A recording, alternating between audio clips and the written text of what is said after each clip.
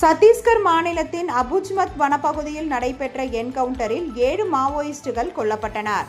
சத்தீஸ்கர் மாநிலம் பிஜப்பூர் மாவட்டத்தில் மாவோயிஸ்ட் தேடுதல் வேட்டையில் பாதுகாப்பு படையினர் மற்றும் மாநில போலீசார் நேற்று முன்தினம் ஈடுபட்டனர். அப்பொழுது மாவோயிஸ்டுகள் நடத்திய வெடிகுண்டு தாக்குதலில் போலீசார் 2 காயமடைந்தனர். இதையடுத்து பாதுகாப்பு படையினர் நடத்திய துப்பாக்கி சூட்டில் மாவோயிஸ்ட் ஒருவர் கொல்லப்பட்டார்.